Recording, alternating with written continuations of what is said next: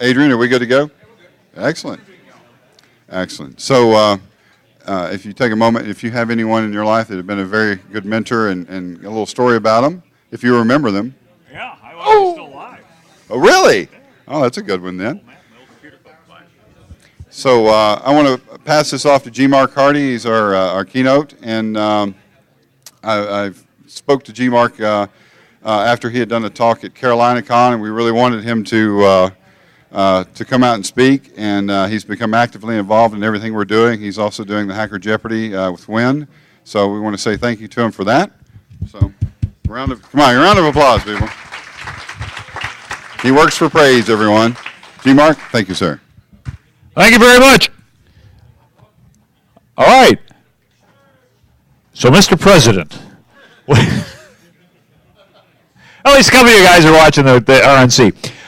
Okay, my name is GMark Hardy. I'm privileged to be here to talk to you here at SkyDogCon. What I want to do is cover a little bit of stuff to take you a look at what we do on a global scale.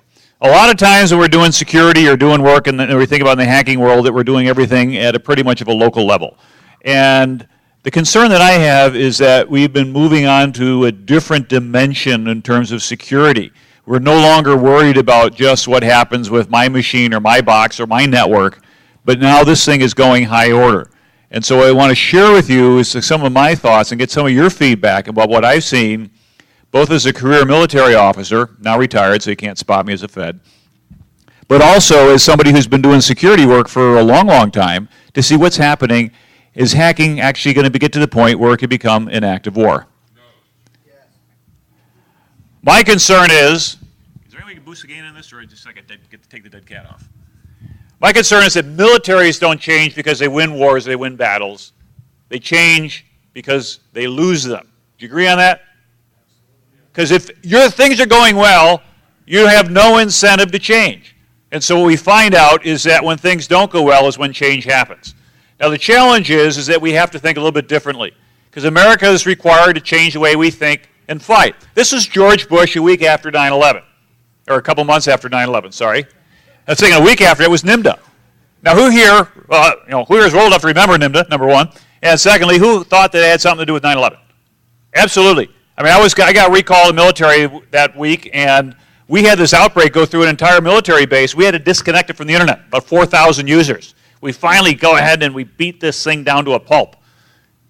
And we warned everybody, don't connect, don't turn on your, don't do this thing. And sure enough, it flared back, and so we got it down, but by then we had everything wired and we figured out who did it.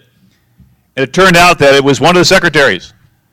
And we went up all night trying to get rid of this thing, and nobody had a shave, and nobody had any sleep, and nobody had a sense of humor. We went over to this lady, and we said, Kim, did you click on that attachment we told you not to click on? And she said, yes. And he said, why? He says, because everybody was talking about it. I wanted to see what it was. And so Pandora's box still gets open today, but now it gets open at a level where it could go ahead and compromise a whole bunch of things like RSA root certificates and the like. So last year we had problems. What happened with RSA? Excel spreadsheet. Click here. Run a macro, get in, compromise, lose the root cert, and then it was kind of a reflector attack. They didn't care so much about getting RSA, it was getting into the hundreds of other companies that depended upon those certifications.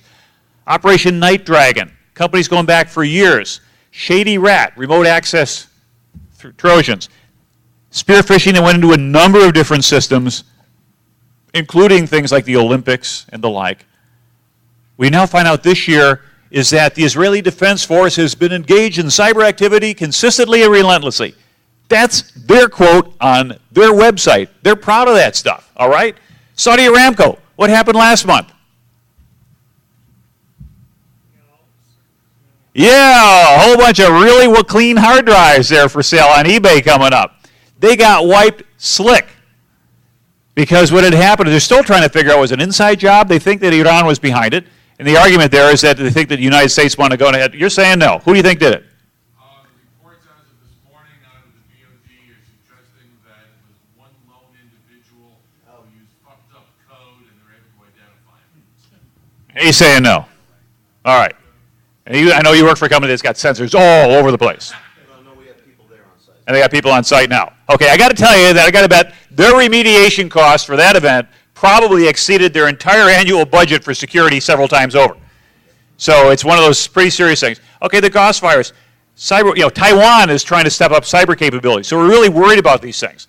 But here's what we're looking at least from the U.S. We're seeing the biggest theft of intellectual property in history. And this year is probably no worse than last, and it's going to get worse. Because what's happening is all this information is getting this big sucking sound to the Far East.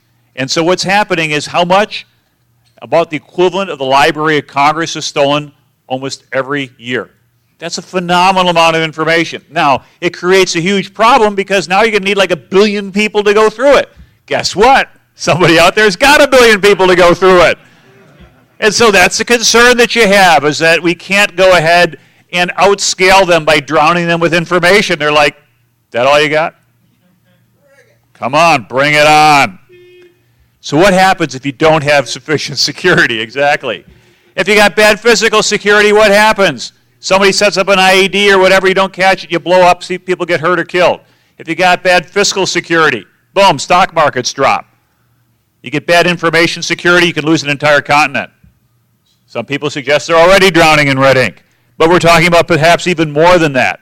And so what we look at then is how do we defend ourselves? The United States of America, our Defense Department, has come up with a strategy for operating in cyberspace. Gee, you think we ought to have some sort of strategic doctrine on this? How long has the internet been around? 1969 maybe, if you go all the way back to the early ARPANET.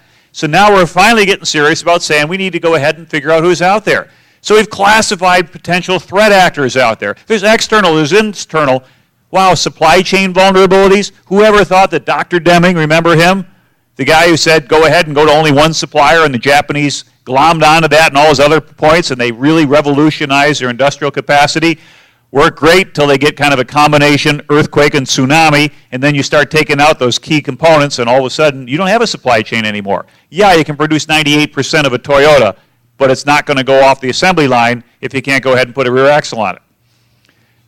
Then you find out that DoD is saying, hey, you could degrade our operational capability. We're not talking about Pentagon email. We're talking about operation forces out there, people in the line of fire worried about something happening to them, costing people's lives and the like. The problem here is that, well, you're a target. And you are the target. And whether you like it or not, because of the fact that you're here in the U.S., and in particular if you happen to work in DoD or a corporation that ends in a .com, or a government entity that ends in a .gov, or even in a .edu, you're a valid target because we're all connected to the same network. And I submit this isn't our biggest threat. Anybody here work with Anonymous? Yeah, you'd be surprised. You know, guys say like, yeah, I say like 90 more. Or these guys, who's that? LOLSEC. It's these folks here. And there's thousands, tens of thousands, hundreds of thousands of trained cyber troops, however you want to classify it, and their job is basically to go ahead and harvest information, and that's just on the passive side. But what happens when they start going ahead and changing information? Talked about Shady Rat. Documentation there was put together by McAfee, thank you very much. And what we find out there is that in that report we realized that they had been in for a couple years, and they had not only gotten to U.S. government agencies and defense contractors, but gee whiz, just prior to 8/88, what was the significance of that particular year? Opening Olympic Games in Beijing. And DEF CON. But Beijing, they kind of trumped it a little bit. And so it turned out that all this stuff said, who do you think did all this? I don't know. We got some plausible liability out there because we think they might have done it. But, hey, nobody saw me. You can't prove anything. And so that's the difficulty that we have right now is attribution. The biggest problem with respect to being able to figure out who's the bad guy is you can't tie it back to any one particular person. You might tie it to an IP address, but what if that box is rooted? Then you got to go ahead and figure out who got to that one, and by the time you follow the chain, the trail is cold. It's deniable, but an FBI report that someone from the press claimed that had been leaked to him said they had over 180,000 trained Red Army cyber spies. Wow, that sounds like a pretty cool career pattern. All right. Who, me? You think these guys might have hacked the Pentagon? Or going after defense computers or trying to get U.S. computers? No. How did you know? And the problem is that we take a look at what we have in international spectrum, and we see what country has had some of the fastest growth rate in their economy over the last 10 years, and it's not been the U.S. of A. And it's actually created some serious stressors over there in China because in being able to grow their economy the way they have, it's tough to scale that rapidly. You have environmental problems, social problems, political problems, economic issues that are all go part and parcel with that.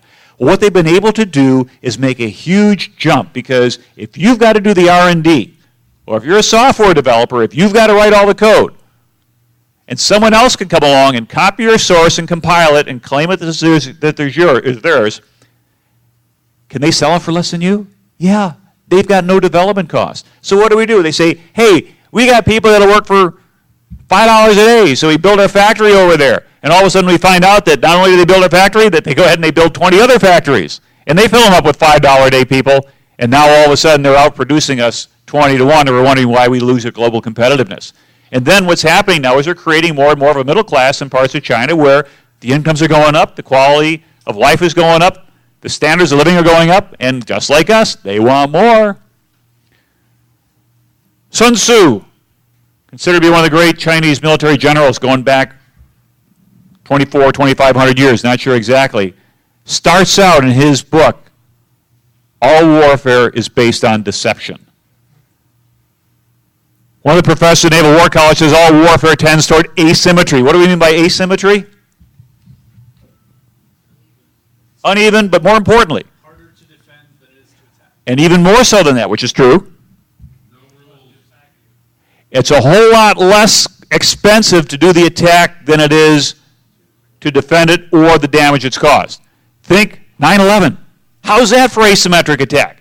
About $100,000 is about all they invested into that attack sequence. Or you look at Germany in World War II, the V-1 rockets. They didn't cost a whole lot to make, but they would put an entire city on alert when these things came in. So asymmetry is the way that you go ahead, particularly when you can't match your opponent tank for tank, ship for ship, man for man. You go ahead and you look for this type of stuff. Now, Machiavelli had said there's no avoiding war, can only be postponed to the advantage of others. So some would argue that we're already in a cyber war, some think we haven't yet. But the problem is there's some advantage to be made here, and right now I think advantage is not on our side. So if you take a look at the national cyber war capabilities, and this is a report to Congress that came out just a year ago this month. Huge window of strategic opportunity for economic growth. I mean, if you want to make some money, you got some ups and downs and some real concerns here, but China's a good place to put your money in the stock market because you've seen some rapid gains and some catastrophic drops. It's a rocky road, but they're building a whole lot. The Economic Espionage Act, 6 of the 7 cases that actually got adjudicated, all were the Chinese. Who, me? Yeah, really. And all the other things that we looked at, and of course going after Google's code and the like, we find out that by and large, if we had to classify who's our potential adversary number one, it tends to be the People's Republic of China. They're not the only ones out there. Remember our good old friends, the Russians? They didn't forget about us when they went ahead and the Soviet Union collapsed. Remember back 89, 90, 91, those really weren't good days to be a communist? Well, what happened?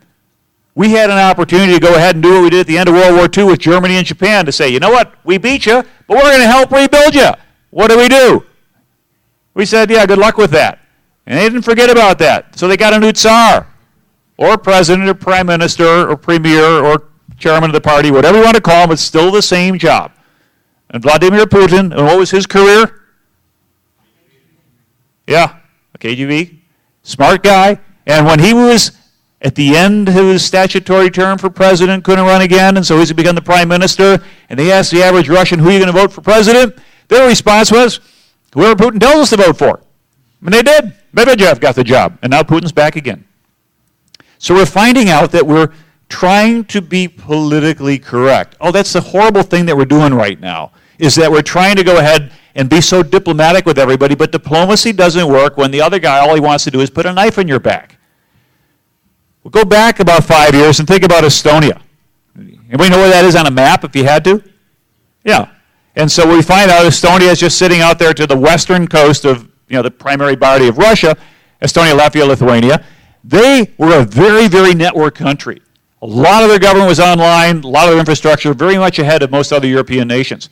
And there was a statue of a Red Army soldier they're going to move out of one square and put on the subway someplace, and somebody decided they didn't like that. And so what happened is they had this massive attack that was designed to go against the government, which took them out for a long period of time, several days. Hard time doing the attribution again, because a lot of people sort of claim credit, but nobody really knows exactly whom. Some people suggest that a lot of those IP addresses were associated with the Russian business network. But hey, they rent stuff out. You want to attack something? Call RBN. We can give you a botnet by the hour, by the pound, whatever you want. And so what happened was the attack was on with bits, not bombs. And so what did America do?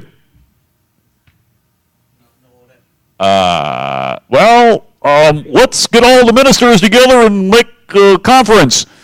And so what we did is we came up with the Allied Command Transformation to establish a Cooperative Cyber Defense Center of Excellence. Because we always know when you establish a cyber defense center of excellence, the enemy quakes in their boots. And then we held a seminar.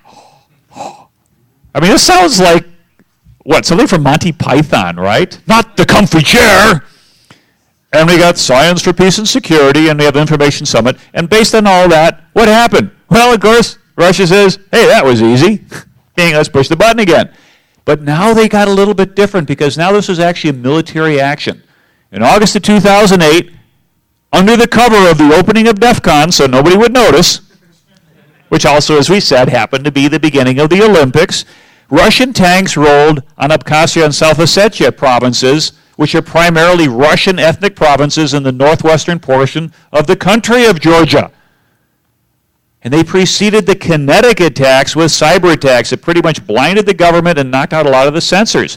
What was interesting is that as a result of that, during that course, the president of the nation of Georgia called up a U.S. businessman he had met in a trade tour the year earlier who was in Atlanta, Georgia, and said, my government's under attack. And this guy ran an ISP and said, yes, send all your websites over here, we'll host them for you. And so the center of electronic government of the nation of Georgia moved to Atlanta for a few days. Does that make us a cyber combatant? I don't know. We'll look at it in a little bit. So, of course, what do? That was bad. Let's hold another summit. And we'll issue a declaration.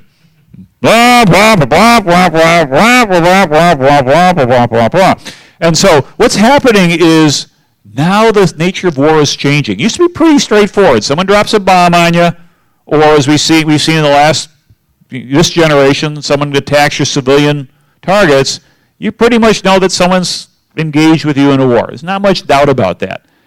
But what about sabotage? What about somebody stealing your information? What about somebody going in there and messing with your stuff? Can you do self-defense? Well, what's the doctrine of self-defense? If we look at NATO, the North Atlantic Treaty Organization, which was established way back in 1949 to counter whom? The evil Soviets. Yeah, the Soviet Union. Russia is just one portion of the Soviet Union. I remember, the Tsar, whoever they are at the time. And the idea is that if we had this collective or mutual defense thing, hey, if you get attacked, we'll defend you. If I get attacked, of course, you come defend me. Well, in all the years that's been around, that's only been invoked once, and that was right after 9/11. And so we look at a place like Afghanistan, and we wonder how many countries were in there in Afghanistan when we were fighting there against the Taliban. The answer there was about 32, 26 of which were NATO partners. And so it wasn't just a monolithic action on the United States. Now we're seeing other countries pulling out, and they've been doing so over the years. Spain had, a train bomb go off in 2004, and they said, hey, they ended up changing their entire government as a result of that. And so now we're seeing other nations starting to pull their forces out. But the problem is this whole mutual defense thing is untested in the cyber world. And would we risk kinetic war, i.e. getting our people shot at, and bombs dropping on our people, if somebody else were subject to a cyber attack? Well, we think about, what about terrorism? Well, terrorism is what? It's traffic in adrenaline. It gets on the evening news. Anybody ever had to rebuild a server at 2 in the morning? You think that's newsworthy? You think people are going to get up in the morning and kind of choke on their Cheerios reading about the fact that a whole bunch of servers got attacked that night? It doesn't happen. So from a terrorist attack, it doesn't really work. But wait, there's more. There's United Nations. Obviously, the United Nations has to be able to do good things for us, can't we? Because, after all, we spend lots of money on them. It does permit individual collective self-defense if an armed attack occurs. So we go back and the UN can vote for force. One of the first times they did that was where? In Korea. What happened in 1950? Who was coming across? Who was supporting the Koreans, the North Koreans? China, of course, but was that China part of the United Nations back then? No, it was Taiwan. It didn't become the mainland China until whom changed the deal? Richard Nixon, when he opened up China as a counter-strategy to Russia and the Soviet Union back in 1973. And all of a sudden we find out that that kind of changed the dynamics. But what happened to the Russian delegate, or the Soviet delegate to the United Nations at the time they were voting for this? Because remember, if you're on the United Nations Security Council, you can veto it, and it goes down. You need to be unanimous. But guess what? They boycotted. We're not going to be here. So they walked out, and the U.S., smart for them, says, okay, let's call for a vote real quick before he comes back. And they did, and they went. Iraq, 1990, Somalia, Rwanda, Afghanistan. Now, what's interesting is USSR tried to use the self-defense thing to challenge the whole existence of NATO. A couple years after NATO was set up, said, hey, we're under attack. But the problem was it was a political structure, and all it was a military alliance. They hadn't actually been violated, so it didn't work for them. Now, here's a really interesting doctrine, anticipatory self-defense. We heard a little bit of this coming out when Don Rumsfeld was SecDef. And what the whole idea with anticipatory self-defense says is that if I think that you're getting ready to do something bad to me, I'll take you out. Sorry, that's the way it is. Hope you don't mind, nothing personal. Well, the hard part is that how do you prove what somebody's intent is until they get around to do it? Well, I can tell he's kind of got something up to it because he's got that shifty look in his eyes. Try to do that at a national level. So we try to justify, we try to define that. And in fact, that's what some nations have done. Israel, back in 1967, the Six-Day War, when they launched that attack, pretty huge, did a lot of damage to Egypt, pushed the whole boundary all the way clear across Sinai, made a big difference. What did the United States do back then? We watched with one of our reconnaissance ships sitting off the coast, USS Liberty. So what did the Israelis do to USS Liberty? Shot it up. I had a friend of mine, he had a Purple Heart, he had 23 inches of steel in his leg from the Israelis shooting at him because they didn't want anybody to see what was going on, including the United States. Good friends. Iraq, target of Israel back in 1981. The United States said, hey, that's why we're going to Iraq, because they're building nukes and we're going to take them out. And now there's a concern about whom being a potential target for anticipatory self-defense. Iran, did you ever see the Netanyahu with his Wile E. Coyote diagram that he was holding up at the press last month with a bomb filling up to a certain percentage? When it gets to this point, we attack. So we need to make some sense out of all this craziness. So, Tallinn, which is the capital of Estonia, for 200 points. Yeah, stick around for Hacker Jeopardy. You do well on that one. They went ahead and had a meeting there, and they started out the Tallinn Manual, and the whole idea was to come up with international law applicable to cyber warfare. Because the problem is that if you took a look at it, there really wasn't any international law on cyber warfare. So they said, okay, we need a starting point. So in good academic fashion, they spent a quick 3 years on this, and they developed a big 215-page draft, which you can actually go get this website, ccdcoe.org, and you can take a look at it.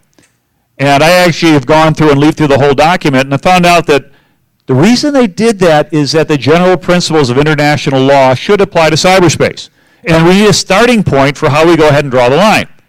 Because the problem is today, the number of treaty provisions that deal with cyber warfare is zero. Zip, nada. We don't have any way to go ahead and manual that. So from a high-level view, what this thing does is it tries to examine international law as it pertains to cyber warfare, and then try to go ahead and say, can we go ahead and do the law ad bellum before war or in bello during the war?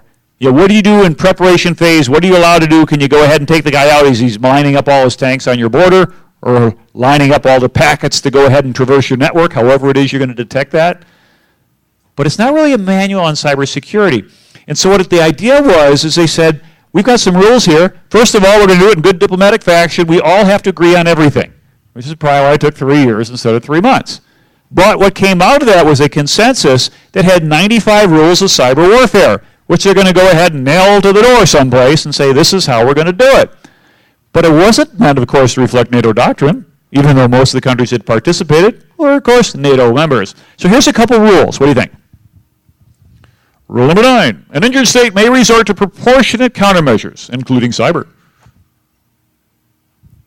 Well, what's the idea about proportionality? What does that mean in warfare? Yeah, like kind. If somebody shoots across the border with a rifle, shoot back with a rifle, but don't drop a nuke on them. All right, that's keep it at the same level, keep it proportional. Cyber operations could be use of force when the effects are comparable to non-cyber. Well, how could I come up with a cyber attack that's equivalent to a physical or kinetic attack? Have we heard of anything like that lately? Pacemakers, okay. I don't know, how about centrifuges? That's like a lot of physical damage. How about somebody going ahead and dicking around with your air traffic control system and making planes fly into each other? Or messing around with your SCADA systems, etc., etc., etc. And, of course, we have to be able to provide self-defense against armed attack. Again, that's United Nations Charter Article 51, so that gets wrapped in there because most of these participants understand UN. You can do self-defense if cyber attack is imminent. How do you know when those packets are poised at the border ready to go? Do you have aerial photography that goes ahead and shows them massing up there on the routers? You know, like the line swelling up with extra packets just waiting to go? The evil bit is set. The evil bit is set. And we have a detector for that. Collective self-defense, we already talked about that. That's kind of the UN Article 5, or excuse me, the NATO Article 5 and things like that. And we look at something like Estonia, where it was a cyber harassment sort of, but it really didn't get coupled with kinetic or physical damage, so that wouldn't qualify, but Georgia definitely did. And interestingly enough, when Georgia 2008, when did they start doing this thing? 2009. So actually, this is kind of one of the results that came out of it. Here's some more. Commanders could be held criminally responsible for cyber war crimes. Wow, isn't that a wild concept? Could you imagine having a cyber war crime tribunal? Anybody here want to go visit Guantanamo Bay for a long, unexpected stay because you're accused of a cyber war crime? How are we going to do this stuff? Again, these are just rules, or more like guidelines, so to speak.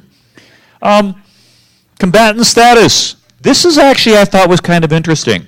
Geneva Convention has something that's very specific that says when you're a combatant. So for all the years I was in the military, I always carried this little plastic ID card, which they said is a Geneva Convention's ID card.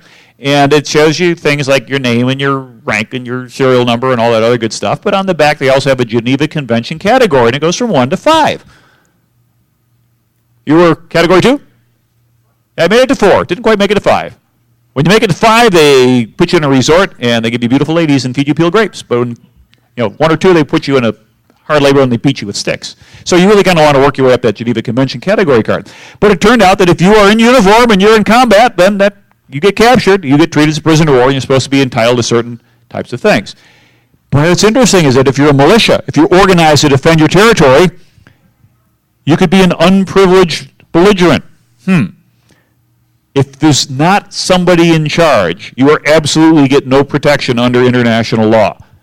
Who's in charge of Anonymous? Nobody, right? Supposedly. It's George W. Bush. We'll blame him for everything.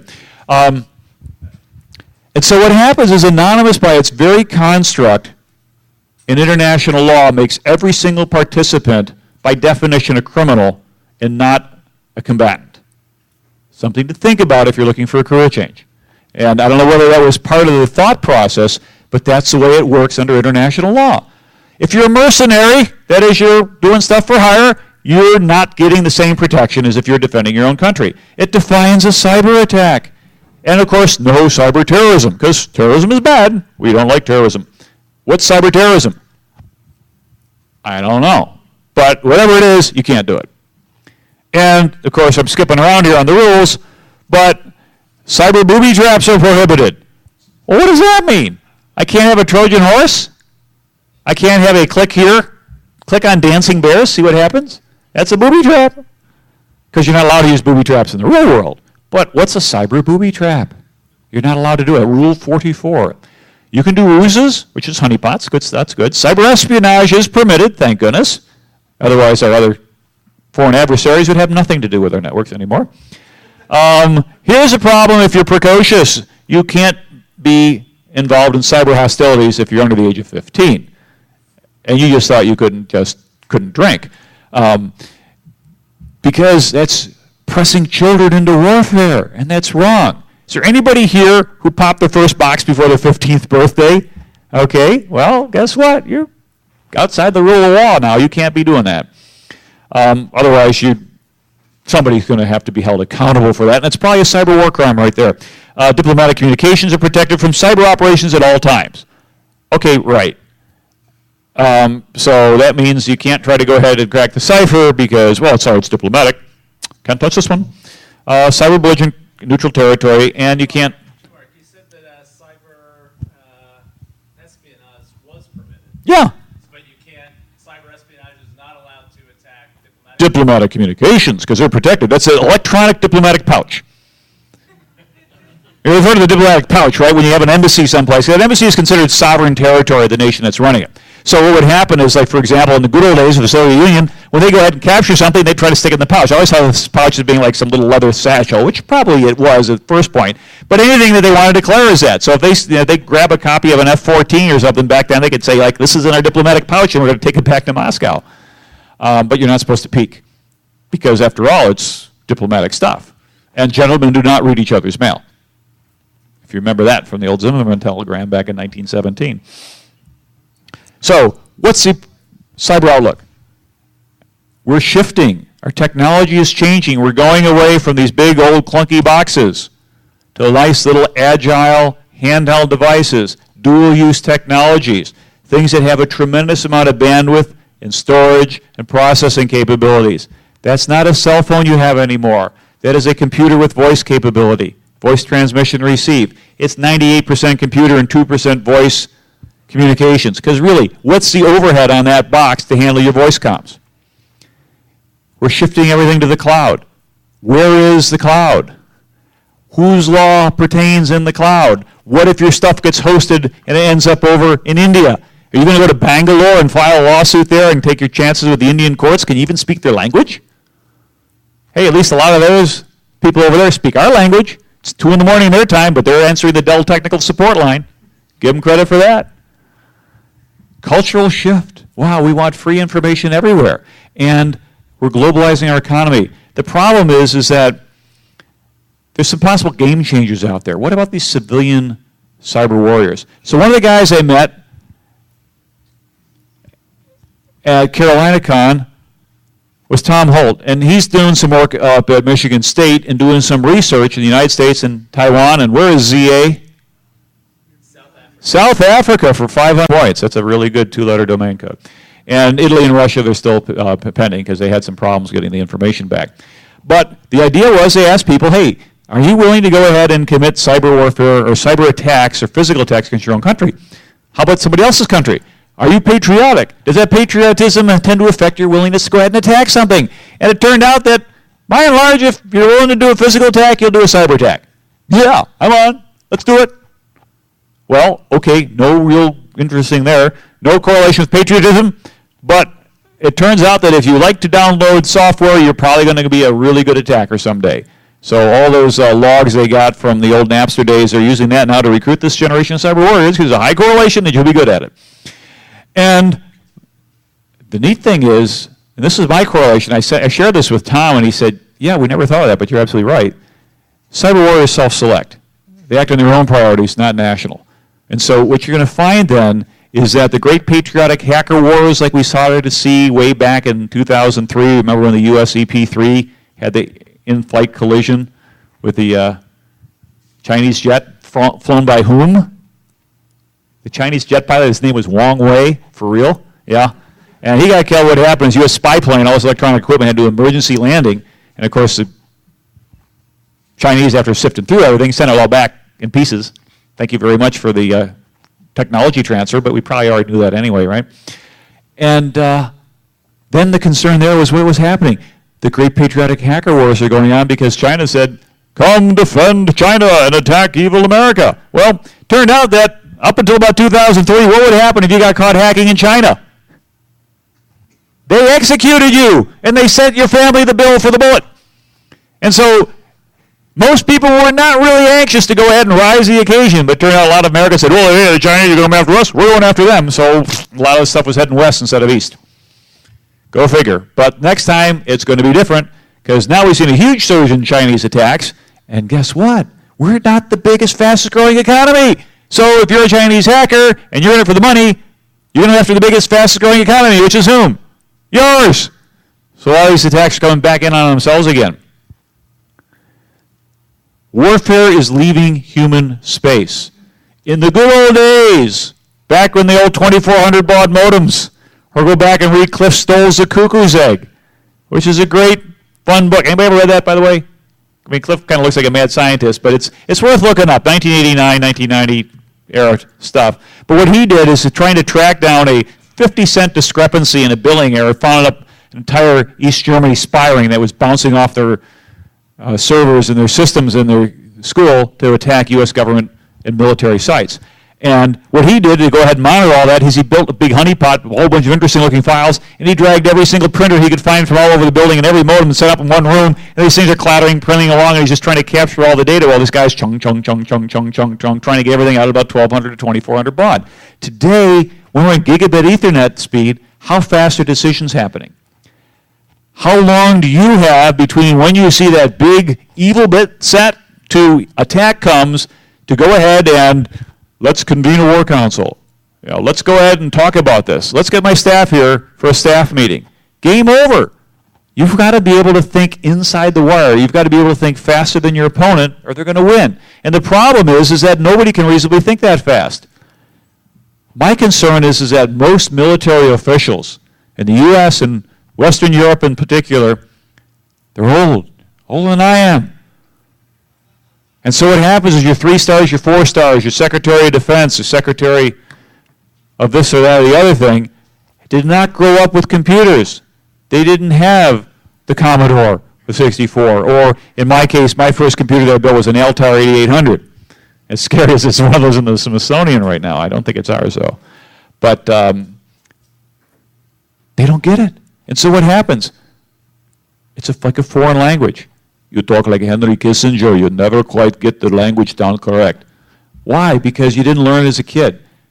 If we live long enough as a nation, we might have a chance to get the cyber warriors, people in your generation, to actually go ahead and do it because you can think that fast. And you think inside the wire. Concerned that we might be in for an unpleasant surprise. I hope I'm wrong. So what's going to happen?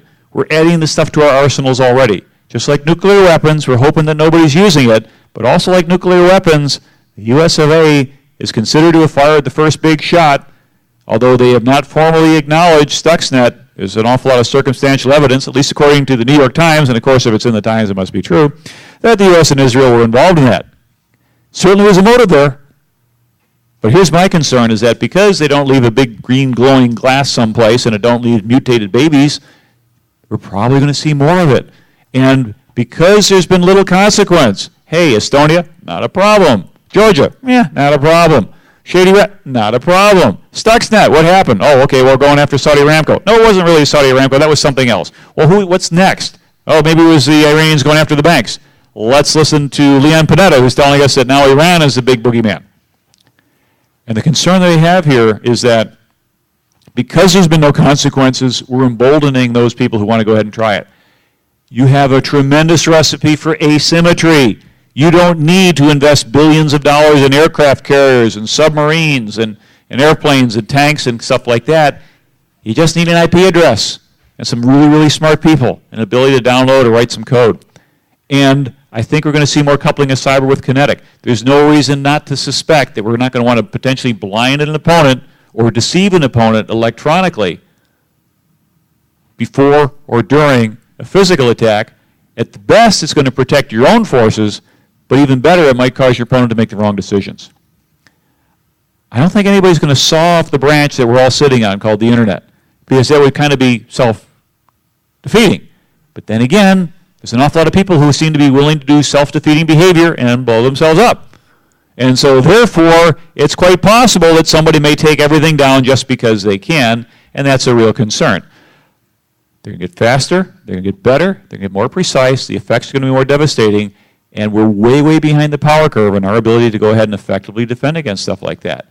And so the biggest concern that you have in any military or any political establishment that has a military, and keep in mind, the Prussian General Clausewitz, who over 200 years ago said, war is a continuation of politics by other means. All wars are political. Why do you call the Defense Department? Because the State Department didn't get your job done.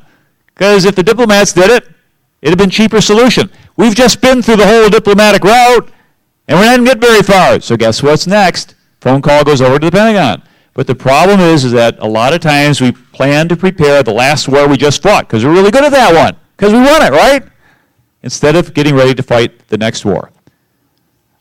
On September 10th, 2001, for real, I was giving a talk at eGov in Washington, D.C., and someone asked me a question about cyber and security in general, and I said that America has to get sucker punched before we recognize the emergence of a new threat. And there's a day's going to come when we're going to take a hit we can't recover from.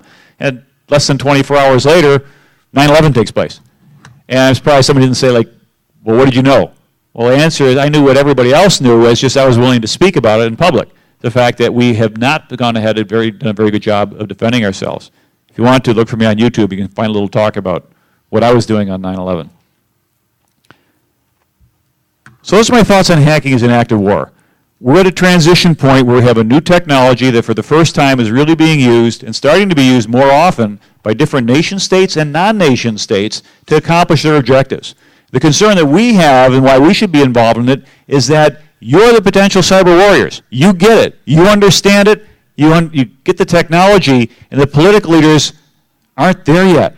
So not only are we potentially going to be the actors that are going to be involved in it, but we've got a responsibility, particularly in a democracy, okay, a republic, like the United States, to inform our political leaders about what they need to be doing. Not all laws are good laws. A lot of them are passed by people who don't understand what they're voting on. Do you ever go, the whole thing with the health care law, they said it was so long no one had actually read it. Because people just lobbing big chunks of text that somebody else had pre-written and said, hey, okay, I contributed to your campaign, add these 50 pages. Okay, you got them. It's the way things are done in Washington, D.C. And so you have an opportunity to influence that process. In your lifetimes, we're going to see this thing go high order and probably more than once. It's going to physically affect the world because of the fact that we've tied our real world systems into computer networks and computer systems so much that they've become totally inseparable. And so we have to view hacking not as just something fun or something that we get in trouble with, but now potentially as an act of war. Thoughts, questions, ideas? Wynn's not here. He likes to argue with me. Oh, yeah, there you are. He's just doing this BlackBerry. I know there's no such thing as an act of war, technically. You can declare war or whatever, but something... Then the question is, define when you shift that very, very hard line from cyber to kinetic. What makes that decision palatable? Well, I think that question has a built-in error in the premise, and that is to say that cyber and kinetic are viewed independently as being something that are orthogonal to each other. They're parallel to each other. It's like, when do you not choose to use aircraft? Or when do you not choose to use fill in the blank or whatever your weapon systems is? It's going to get loaded into the inventory, and it's going to be indiscriminate in terms of what you use. You're just going to reach into the thing and says, what's the best weapon to shoot back with? Do you shoot with a bullet or do you shoot with a bit? And I don't think it's going to matter that much. I believe that it's a spectrum of a totally continuous spectrum, and that there is no discontinuity between bits, bytes, and bolts and bayonets. There is today. We're moving to the point where we're filling in the gaps. And the problem is that we come up with policy, we come up with a legal framework, we come up with ways of thinking about things. We've got to make sure that when we connect those dots and do the gaps, that we do that effectively, because we do not necessarily want it to be very easy for someone to move from cyber to kinetic. We don't want it to be easy for someone to say, let me move from conventional weapons to nuclear weapons. That should be a big jump. Our concern is not so much like the Soviet Union had weapons like that, but we figured they kind of got the fact that if they launched, we launched, and everybody would be dead. A lot of the issues that they're concerned about on a national political level when you look at someone like Iran and say, well, what if they do it? I don't think the Iranians are irrational. The whole idea about trying to look at different cultures through an American lens is a flawed approach, because I remember back in 1989, what happened then with Iraq and Kuwait. Yeah, they came across the border, and everybody said, how could they do this? This madman named Saddam Hussein is attacking his neighbor. And of course, 1990, we got ahead and threatened them and then moved out in 1991 World War. I remember one of the guys I was working with was Saudi Arabian. And Stewart had said, yeah, that's just the law of the jungle. Or not the law of the jungle, I'm sorry, the law of the desert. And he walked back to his office and followed and said, what do you mean that's the law of the desert? He said, in our culture, if your neighbor offends you, you are honor bound to strike him. You draw your sword and you try to cut his head off, or you try to stab him. And if he parries the threat and things like that, okay, he's your neighbor, you still like him, so put your sword back. But you had to at least take a swing at him, because that was the way you defended your honor. Kuwait violated the honor of Iraq by, in their opinion, pumping oil that was sort of like theirs that they were siphoning out the bottom. So Hussein did exactly what any good self-respecting Arab would do in that position. It's just that American intelligence was looking at it through our lenses. Oh, they must behave like a Western culture, Western nation. Not the way it's going to happen. And the concern we have today is that our biggest potential cyber opponents are not necessarily those that think with a Western mindset. And so that error may be repeated again, and hopefully without disastrous consequences. So what's the difference between espionage and warfare? I know everything's kind of converging with asymmetry, and that seems to be talked about more and more. But there's still two different words, espionage and warfare. And a lot of things that happen that you described. Well, yeah, it's a good point. I mean, espionage has a place in warfare. Also, if you take a look at another continuum, say, what's the difference between espionage and corporate intelligence? All right, I can go ahead and I can do an awful lot of research on your company without committing espionage. But when I'm actually going ahead there and I'm paying people that work for you to get your information, or I'm breaking into your systems, I've crossed that line. So the difficulty is that right now, you don't get, as Wynn was saying, there's still gaps in that structure. As I move from espionage to warfare, where is that continuum? And the answer is I kind of get to a point where I can steal your information, and then I might be able to make a big jump and I can inject information, but I can't sit here and do what they accuse, for example, Kevin Mitnick of being able to whistle nuclear release codes into a telephone, and therefore he couldn't be given access to a phone when he was in prison. It's like, yeah, it doesn't work that way. We're not connected that well. And so maybe espionage is as good as it gets today, but we're finding now that if you look at Stuxnet, that goes beyond espionage. Espionage is just getting the data out. Breaking that stuff worked. Saudi Aramco broke 30,000 systems.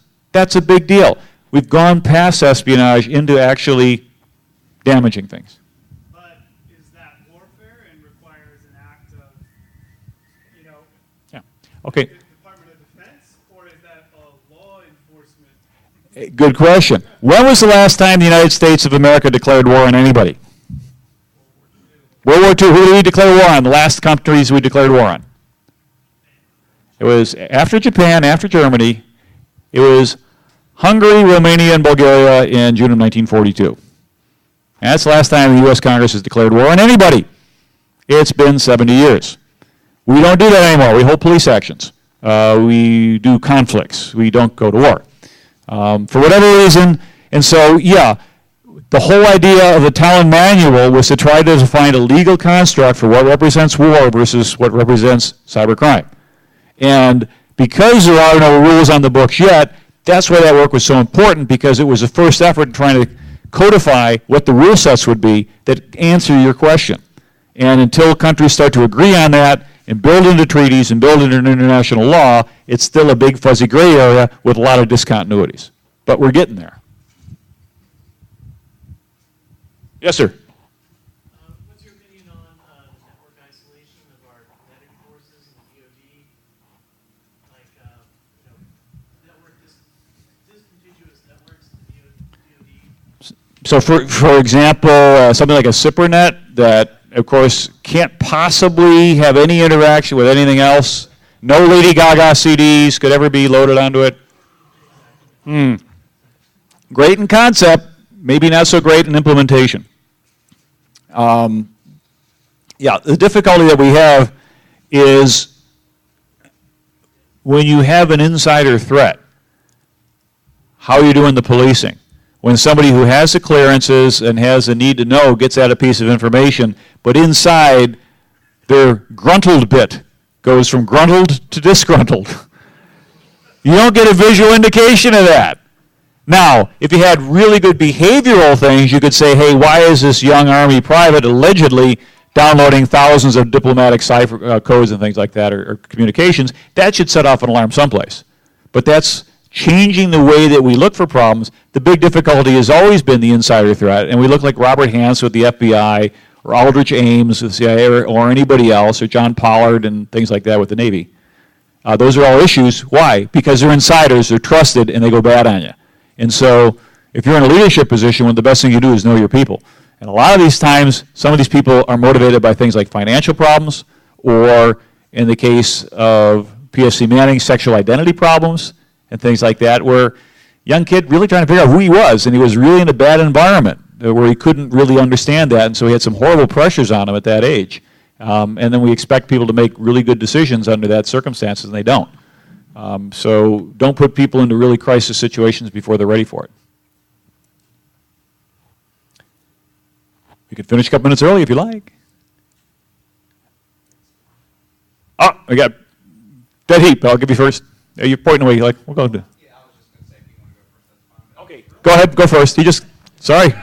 I'm unforgiving here. I got the rule book here. Go ahead. Well, no, there's been a lot of buzz lately with the imminent threat to SCADA systems. Yep. Considering the historical involvement of the CIA in different things like Iran-Contra, what confidence would Americans have that it wasn't our own CIA doing attacks on the SCADA systems in order to get us into a conflict sometimes? I think that's great if you're a conspiracy theorist. I honestly think I don't think you need to do that. There's enough bad guys out there with capabilities that we don't need to create a boogeyman. And if we're doing that, we're missing the boat absolutely entirely. I would say that, yeah, we ought to. I honestly think from all the guys that I work with, all the slowly rotating ceiling fans with the cigar smoking generals sitting around and the lighting coming from underneath talking about how we're going to do evil things, doesn't happen. I think that's something that just probably doesn't need to happen and won't happen because there's enough real threats out there that'll compensate for that. It was interesting when the presentation kicked off, you were saying, a lot of times in order for major change to occur, an event has to happen, right, to be that catalyst. Mm-hmm. A couple weeks ago, I think it was 60 Minutes broke that story on, Huawei. It wasn't a news story, it's one we've heard before, right? The investments companies like Sprint made for that company. But they're also highlighting all the investment that the Chinese government put into Huawei and how aggressively they are trying to build out the next generation energy backbone. Mm-hmm. Speaking of conspiracy theory, what are your thoughts on Huawei? Where are they going, and why is the government putting that money into it? Well, Huawei, if you think about it, if you're the Chinese government, first of all, you're still a communist form of government. You've embraced, to a limited extent, capitalism. The idea of allowing people to have personal property kind of resonated a little bit, but unlike Russia, when they went over in 1990 and 1991, they popped the clutch, and they stalled out their economic engine and their social engine, and they ended up going back. I think the Chinese looked at that and said, okay, we're not going to do it that way. We're going to ease it out a little bit. And then when society got a little bit too far ahead of them in 1989, Tiananmen Square, pull it back a little bit, slow it down. So now we're at a point now where if you look at China and the rate of growth that you have, the number of people you have, the capability you have to take a leadership role in terms of networking and technology in the world, you're going to want to go ahead and invest heavily in it. You're not going to sit back and let private industry do that for you. It would be probably inconceivable to me that the Chinese government would be hands-off against something that's that powerful and that valuable as a national asset. And I think that, again, are we fabricating a boogeyman? Possibly, but now the whole government of Australia has refused to do business with them, and they're saying, hey, come look at our source code, you can look at everything. So we have to determine, if you were the Chinese and you had an ability to put stuff into code, would you do it? And then would you open up for inspection hoping that nobody noticed it? Anybody ever had to try to get their code debugged? Have we found all the errors in Microsoft? No, will we ever do it? Hey, guess what came out today? Windows 8, bug-free. How long before the first major problem with Windows 8? How long before the first person figures out how to use Windows 8?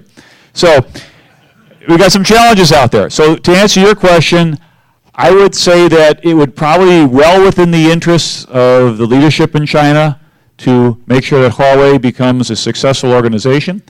If doing so means buying the confidence of your potential political adversaries by shipping nice, clean code initially, hey, get them hooked, get the hook set, and then perhaps you can do things later. Because it's not that they're evil, it's not that they hate America, but they've been on the scene for 5,000 years. 48 of the last 50 centuries, the biggest economy in the world was China. It wasn't until the Opium Wars of the 1840s where China closed its borders and went internal for 130 years before they're starting to come back out again and resume their spot in the world, is what they view as the #1 culture and society and economy. And so who are we, this little upstart America, with what, 236 years of experience, to say, yeah, we should be competing with someone with 5,000. You're like, yeah, right. Okay, I think we're about out of time. Thank you very much, and I'll be around a little bit later if you've got further questions.